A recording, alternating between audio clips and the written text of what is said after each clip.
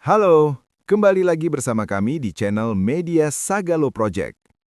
Sebelumnya, kita telah membahas tentang sejarah Kerajaan Panay. Kali ini, kita akan membahas salah satu imperium besar Selat Malaka yang oleh armada Laut Portugis dijuluki sebagai perompak kejam Selat Malaka. Penasaran dengan ceritanya? Mari kita simak bersama. Kerajaan Haru, sebuah imperium Selat Malaka yang ditakuti Portugis, kini mulai terlupakan. Cerita ini bermulai di Selat Malaka, jalur perdagangan yang dilintasi pedagang dari berbagai penjuru dunia, Eropa, Arab, India, hingga Tiongkok. Sepeninggal runtuhnya Imperium Besar Sriwijaya, muncul kekuatan baru yang menguasai Selat Malaka bagian utara, sebuah imperium maritim yang ditakuti armada Eropa, yakni Kerajaan Haru atau Aru dari pesisir timur Sumatera. Pada abad ke-13 hingga abad ke-16 Masehi, Kerajaan Haru menjadi kekuatan penting dalam mengontrol dan menjaga stabilitas jalur perdagangan Selat Malaka. Bagi Portugis, Haru adalah perompak besar dan kejam atau negeri perompak. Namun, benarkah Haru hanya sekedar kerajaan bajak laut? Mari kita simak bersama. Sejak abad ke-13, Selat Malaka menjadi arteri utama perdagangan antara Samudra India dan Tiongkok. Dalam periode ini, jalur Selat Malaka juga mulai dimasuki oleh bangsa Eropa yang mencari rempah-rempah dan komoditas bernilai tinggi. Komoditas Asia Tenggara seperti kapur barus, resin, rotan, lilin, hasil hutan serta rempah-rempah mengalir dari pedalaman Sumatera menuju pasar global melalui pelabuhan-pelabuhan pesisir. Dalam dunia maritim prakolonial Asia Tenggara, kekuasaan tidak diukur dari luas wilayah daratan, melainkan dari kemampuan mengontrol laut, muara sungai, bea cukai, serta akses ke daerah pedalaman penghasil komoditas.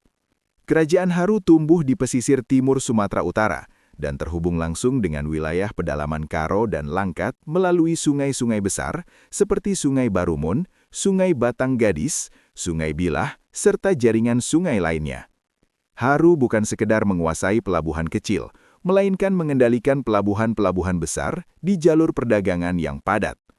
Karena itulah, Haru menjadi simpul geopolitik Selat Malaka bagian utara, aktor maritim yang kuat, penghubung pesisir dan hinterland, serta jembatan peradaban dari dunia Hindu-Buddha menuju Islam.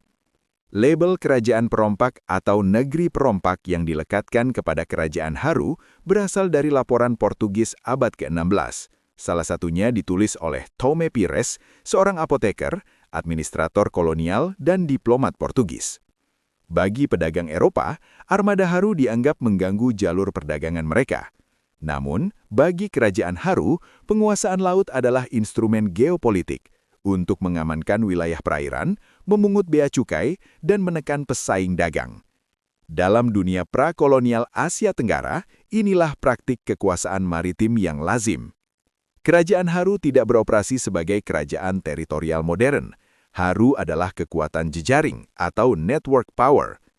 Rantai nilai pedalaman pesisir menopang kekuatan ekonominya. Armada laut menopang kekuatan politiknya. Sementara identitas ganda elit Haru, kosmopolitan di laut, dan berjejaring kekerabatan di daratan menjadi strategi legitimasi kekuasaan. Keberadaan pusat kekuasaan Haru yang terkadang berpindah-pindah menunjukkan bahwa kekuasaan Haru tidak bersifat tunggal dan permanen. Kota rentang di wilayah Deli Serdang sering disebut sebagai kandidat pusat terkuat. Namun, pusat kekuasaan Haru kemungkinan berpindah-pindah mengikuti kepentingan strategis, akses ke muara sungai, pertahanan wilayah, serta kepentingan perdagangan. Mobilitas pusat ini bukanlah kelemahan administratif, melainkan ciri khas politi maritim yang adaptif. Identitas multietnis Haru lahir dari perdebatan kategori etnis modern. Secara historis, kerajaan Haru adalah politi multietnis. Wilayah pesisirnya beroperasi dengan bahasa dan etos Melayu maritim sebagai lingua franca perdagangan dan diplomasi. Sementara, basis hinterlandnya bertumpu pada jejaring komunitas Karo sebagai pemasok komoditas dan sumber legitimasi lokal. Elit Haru mempraktikkan identitas ganda, berorientasi ke laut, namun berakar kuat di daratan. Islamisasi dan institusi adat Haru tidak melalui penaklukan besar, melainkan melalui jaringan perdagangan dan patronase elit. Transformasi ini berlangsung secara bertahap dan berdampingan dengan adat setempat. Tradisi Raja Berempat menunjukkan bahwa kekuasaan di Haru tidak bersifat absolut, melainkan merupakan hibrida antara monarki dan mekanisme kolektif adat. Benteng Putri Hijau di kawasan Deli Tua menjadi penanda kesiapsiagaan militer Haru dalam menghadapi tekanan geopolitik regional abad ke-16. Kerajaan Haru memasuki abad ke-16 dengan tekanan geopolitik yang semakin kuat. Ekspansi Aceh, kompetisi antara Melaka dan Portugis, serta perubahan rute perdagangan regional. Basis ekonomi dan militernya melemah hingga Haru memasuki fase transformasi. Fase pertama berpusat di Kota Rentang, fase kedua berpindah ke pedalaman Deli Tua yang mengubah Haru dari kerajaan maritim menjadi kerajaan pedalaman. Warisan politik kerajaan Haru kemudian berlanjut dalam kesultanan-kesultanan pesisir seperti Deli, Langkat, dan Serdang. Membaca kerajaan Haru hanya sebagai kerajaan perompak menutup rasionalitas geopolitik prakolonial yang dijalankannya.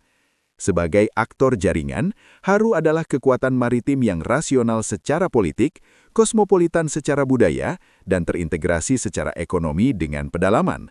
Ia bukan sekedar aktor kekerasan laut, melainkan simpul strategis Selat Malaka bagian utara yang mampu menantang kekuatan global seperti Portugis.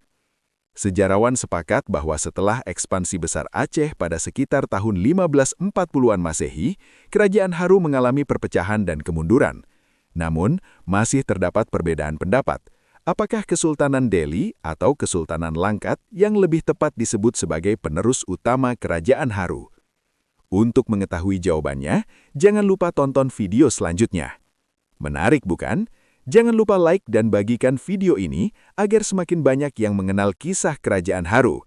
Dan subscribe channel Media Sagalo Project agar tidak ketinggalan konten sejarah Nusantara lainnya. Sampai jumpa di video berikutnya.